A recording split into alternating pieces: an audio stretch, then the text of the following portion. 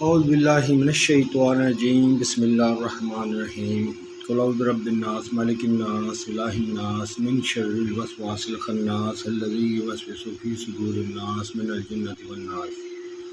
بسم اللہ الرحمن الرحیم قل اعوذ برب الفلق من شر ما خلق ومن شر غاسق اذا وقب ومن شر النفاثات فی العقد ومن شر حاسد اذا حسد۔ السلام علیکم۔ امید ہے آپ سب خیریت سے ہوں گے۔ اللہ تعالیٰ سارے اچھے لوگوں کو اور اچھائی کی توفیق دے، اور جو ان کی ویکنیس ہیں فارگیو کرے اس کے اوپر، آمین یا رب العالمین۔ یہ بات ہے جی، جب میں لاہور گیا تھا ادھر سے، ادھر نماز پڑھتا تھا 5 وقت کی، گھر میں بھی پڑھانی شروع کر دی تھی میں نے، بچوں کو اٹھاتا تھا، ان کو صبح کی فجر کی یا نماز میں بچھا دیتا تھا، تو میں بولتا تھا، بڑے پیار سے میں بولتا تھا، میری بچیوں سے پوچھ لینا یہ کہ بیٹا اٹھ جاؤ، وہ دیکھو میں نے وہ نا بچھا دی ہوئی ہے، دیکھ لا اٹھ کے پھر سو جانا، یہ ہے وہ دیکھو میں نے بچھا دی ہوئی، یا نماز میں نے بچھائے ہوتے تھے، اور انہوں نے صرف اٹھ کے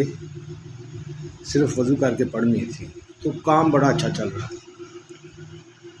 آہستہ آہستہ کیا ہوا، میرے گھر والوں نے ہنڈیاں پکانی چھوڑ دی ٹائم پہ،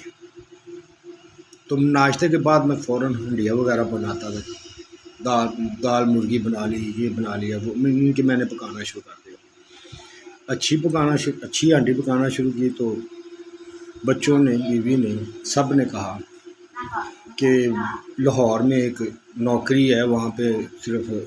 جا کے پکا کے دے کے آنا ہے سالن، تو آپ تو بہت اچھا پکا لیتے ہیں، یہ ہے وہ۔ میں پھر چلا گیا ان کے ساتھ، لاہور میں رہا تقریباً 1-2 مہینے، وہاں پہ بیٹھا رہا، کوئی بات نہیں ہوئی۔ بہرحال میں واپس آ گیا، کافی میں پریشان بھی ہوا، تنگ بھی ہوا۔ اس وقت بیچنے بچانے کی بات تھی، تو میں نے اس وقت تو کہا کہ کام چھوٹے سے شروع کر لیتے ہیں، ظاہر ہے بھی جب آپ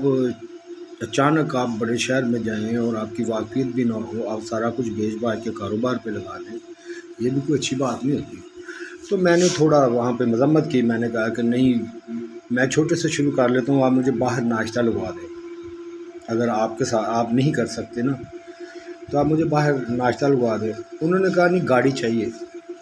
گاڑی میں ناشتہ بین کے وہ کھانا آپ پکائیں گے تو آپ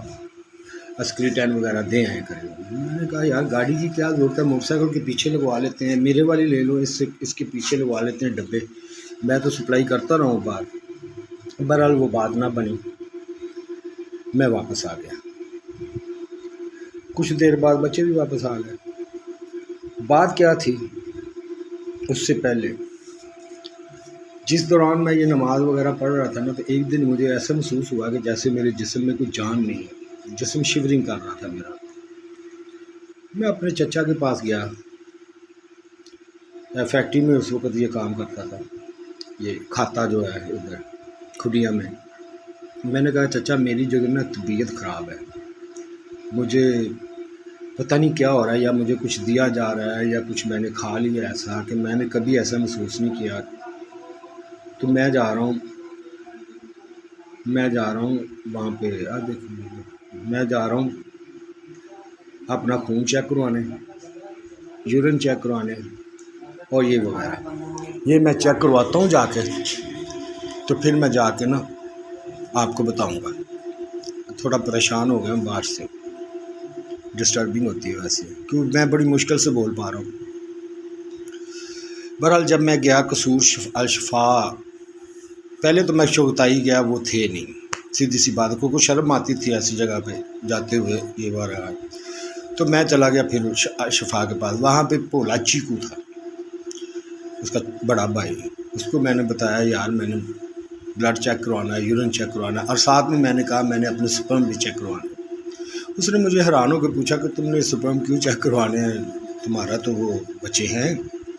میں نے کہا نہیں یار، ہو سکتا ہے یہ وہ مین کے بیٹا ہے، یہ میں نے ٹالنے کی کوشش کی بہرحال، لیکن ٹال تو نہ سکا۔ خیر میں نے وہ چیک کروائے، میں جب سپرم دے کے گیا نہا کے، میں اسی ٹوائلٹ میں ہی میں نے سپرم دیے، میں نے خود ہی، میں نماز پڑھنے چلا گیا۔ نماز میں نے پڑھی سول ہاسپٹل ڈسٹرکٹ ہاسپٹل قصور میں، وہاں پہ میں نے نماز پڑھ کے میں واپس آیا ہوں، تو مجھے وہ جو رپورٹ آئی نا، اس نے میری آنکھیں جو ہے نا، میرا دماغ بھی گھما دیا، وہ بھی پریشان ہو بیٹھا ہوا تھا، میں بھی پریشان ہو گیا کہ یہ کیا رپورٹ ہے میری، بالکل ڈیڈ ہے، تقریباً 1% لائف ہے، یا اس میں بچے کے چانس نہیں بنتے تھے۔ جب یہ چیز میرے ذہن میں آئی نا، تو ایک دفعہ تو پتہ نہیں میں کیا سمجھ میں ہی آنا بند ہو گیا۔ اب میں موٹر سائیکل پہ راستے پہ آ رہا ہوں، وہ میں نے رپورٹ بھیجی تھی سنٹی پال کو، کیونکہ اس وقت یہ میرے قریب تھے، میں نے یہ رپورٹ اس کو بھیجی، یہ دیکھو میرے ساتھ کیا ہوا ہے، یہ دیکھو میرے ساتھ کیا ہوا ہے، یا یہ کیا ہے، اس کے بارے میں کیا سوچوں۔ بہرحال میں نے وہ رپورٹ بھیج دی، آ کے میں نے وہ جو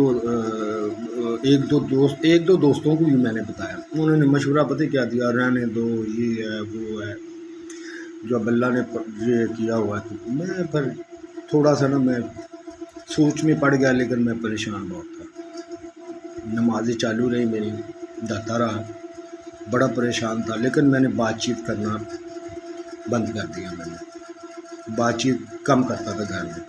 اب گھر والوں کو پتہ چل گیا کہ کوئی ایسی چیز ہے جو یہ دل میں چھپا کر چھپ کر کے لا کرتا ہے، انہوں نے ڈرامہ شرامہ کیا، تو مجھے بتانا پڑا، میں نے بتایا، پھر الٹا میرے اوپر یہ الزام لگ گیا کہ اس نے یہ کہا یہ میرے بیٹی ہی نہیں ہے، یہ میرے اوپر لگ گیا۔ مجھے یاد آئی وہ بات، میں جب ملیشیا سے واپس آیا ہوں 3 مہینے بعد، میرے والد نے مجھے کہا بیٹا میرے ساتھ آؤ، میں نے دوائی لینی ہے۔ ہم دوائی لینے چلے گئے ڈاکٹر سعید کے پاس، اس وقت ڈاکٹر سعید کا ہاسپٹل نہیں تھا، دکان تھی سرکل روڈ پہ، وہاں پہ گئے تو انہوں نے کہا کہ آپ کے سپرم چاہیے، تو میں حیران رہ گیا، میں نے کہا یہ تو ابا نے دوائی لینی تھی، تو میرا سپرم کیا ہے؟ میں نے کہا نہیں، یہ تو انہوں نے کہا آپ کو دینے پڑیں گے کہ آپ کے بچے نہیں ہو رہے،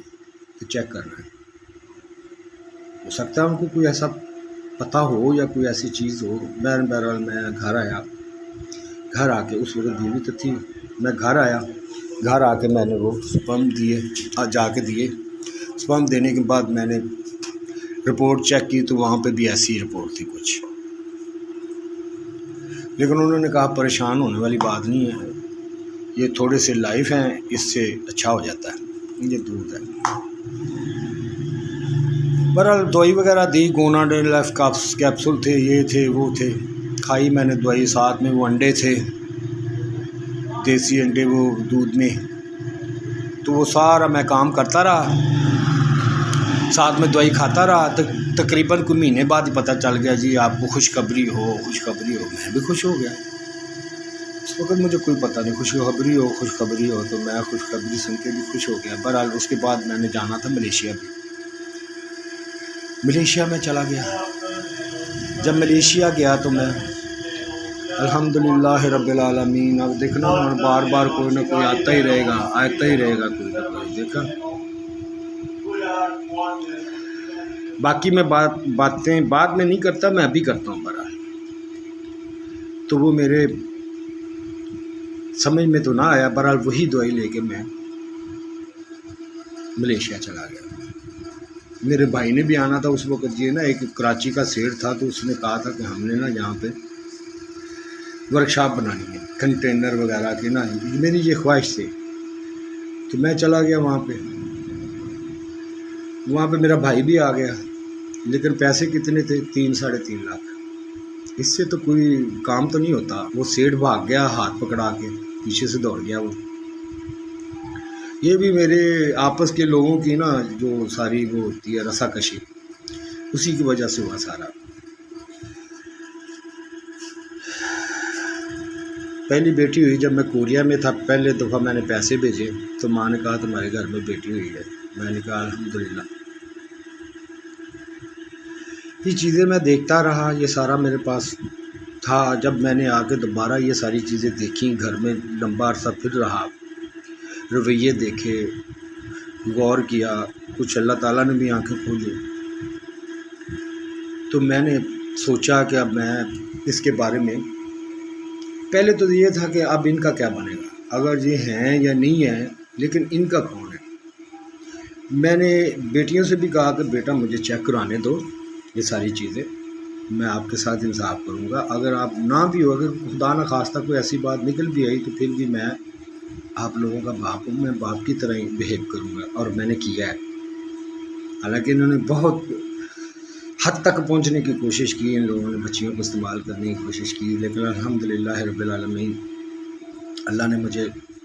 باپ بننے کی توفیق دی، اور ابھی بھی ہے۔ یہ میں اپنی بیٹیوں کے لیے بول رہا ہوں، کیونکہ پتہ کیا ہے، یہ ان لوگوں کے جو پلاننگ تھی، لوگوں کی جو لوگوں نے لوگوں کے لیے کی ہوئی تھی، یہ اس کی وجہ سے بیچاری ایک بیٹیاں بچیاں وکٹم بن گئی ہیں۔ اگر آپ میری وجہ سے وہ وکٹم بنی ہوئی ہیں تو میں کہتا ہوں چلو کم از کم وہ تو ختم ہو، میری وجہ سے، میرے نام کی وجہ سے اگر وہ وکٹم بن گئی ہیں، کم از کم یہ تو بچ جائیں۔ ٹھیک ہے، میں باقی باتیں ذرا تھوڑی بعد میں کرتا ہوں، تھوڑا سا نا ڈسٹرب ہوں، میں اس کو ذرا تھوڑا ڈسکرائب کر لوں، میں صحیح بتا نہیں پا رہا۔ اللہ حافظ۔